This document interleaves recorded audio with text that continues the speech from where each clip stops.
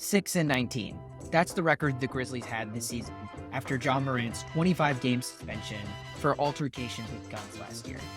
After he comes back 4-0 with 2 game winners over the New Orleans Pelicans.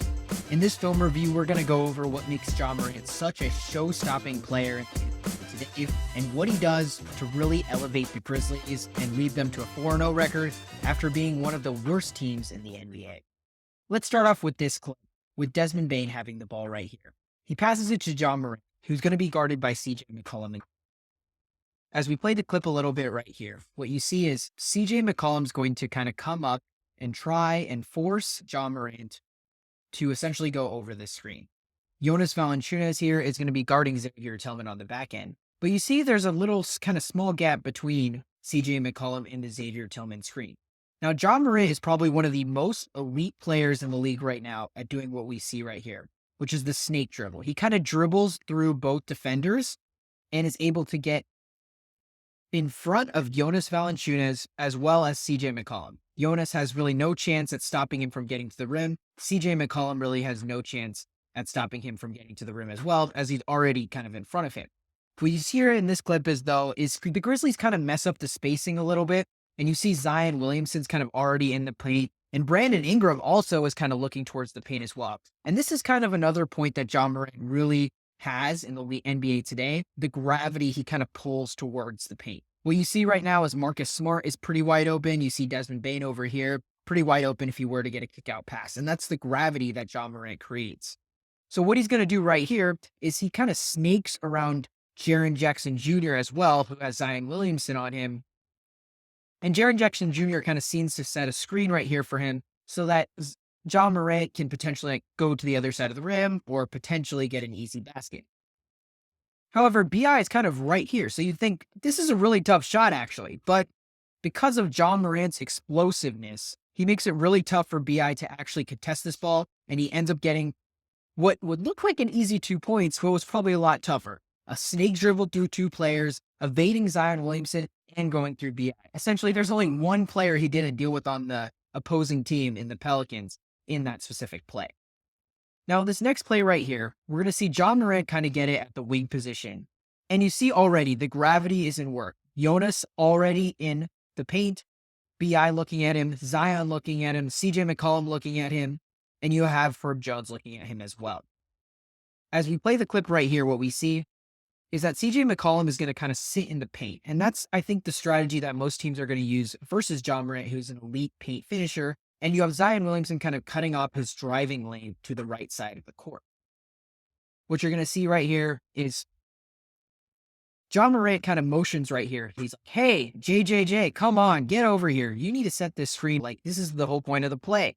And so, best player, the Grizzlies, obviously he's going to listen to him. So he kind of sets the screen on CJ McCollum. What you see right here is the plan here is for Zion to kind of switch onto Ja, kind of force him to kind of prevent him from getting some steam downhill and able to kind of finish at the rim, and instead kind of force him to back up a little bit so that CJ McCollum maybe can potentially kind of get over. Essentially a hedge and recover scheme, something the Warriors used in the playoffs last year a lot.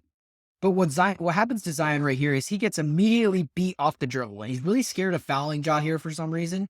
So essentially he turns laterally, but that gives essentially Ja a very clear angle towards the basket. And CJ McCollum here is like, I have no clue what I'm going to do. But the Pelican pick and roll coverage right here is to essentially send 3 to the ball. Jonas Valanciunas right here, while he is guarding Biyombo back here, he is essentially going to be that third man in the pick and roll, knowing that Biyombo is only really good around the paint and in the dunker spot. He's going to try and contest Ja Morant at the rim. So immediately he's like, okay, hey, I'm the only guy who can really contest this shot probably. So I'm going to kind of get into the rim. CJ McCollum's kind of in no man's land, so there's really nothing he can do in this specific play. But CJ McCollum manages to actually get into position in this specific play because Ja Morant takes a little bit of a hesitation dribble. And so that allows CJ McCollum to kind of get into the painted area. But this is a clear mismatch. CJ McCollum just doesn't have the hops right here. And by not allowing Valanciunas to kind of affect this shot whatsoever, being pretty far away from him, and CJ McCollum just not having the hops he needs, it's kind of an easy floater for somebody as gifted as Ja Morant, and he's able to kind of make it. This next play right here is going to feature how Ja Morant kind of gets open players like Trey Murphy and Herb Jones and those kind of taller wing defenders. Specifically, right now, we see Ja Morant in the paint. This is going to be key to his evolution of his game. Can he make shots in the mid range? Right now, he's probably one of the more poor 3-point shooters among the stars. He's shooting well under 40% right now. And I know we're only a couple games into his kind of career this season specifically, but he's under a 40% 3-point shooter in general, and people are willing to leave him wide open from three. But what he's going to need to kind of possess this season against players like Trey Murphy, against players like Herb Jones, is the ability to kind of make this mid-range shot. This mid-range floater shot is key because it allows for essentially Ja Morant to get those easy points without driving to the rim. What you saw right here is BI and Trey Jones kind of look at him driving into the paint and make sure to try and stop that. That's kind of the opponent's team's first priority, is kind of to stop the paint. And this play, Ja Morant really showcases his ability to kind of drive by people and able to kind of settle for those mid-range shots that are easier to make. Right here, we're going to see Ja Morant start with kind of a head of steam on somebody like CJ McCollum. You see Jonas Valanciunas looking at him. You also see Trey Murphy also looking at him as well. You see kind of the gravity of Ja Morant finishing in the paint. But you see right here, Desmond Bane is kind of wide open in the corner. This once again highlights the gravity that Ja Morant has and why his assist-making ability is probably easier for him than most other players, as he essentially has an easy, wide-open passing lane right here, right up to Desmond Bane. Zion Williamson's looking at him. Jonas Valanciunas is looking at him. CJ McCollum is still looking at him. Bismack Biyombo actually is probably open right here if he were to throw the creative lob as well. So this gravity kind of brings three players essentially to Ja Morant. He sees the easy kick-out pass, and that's a Desmond Bane three. Zion Williamson here kind of with a little bit of a low effort play. Don't want to call it no effort, but a little low effort. If you enjoyed that, guys, please like and subscribe for more film reviews in the future. And please support our channel by commenting below what you think about Ja Morant. Has he been excellent this season? And what you expect for his career in general? Thank you for watching. Thank you for listening. We'll see you next time.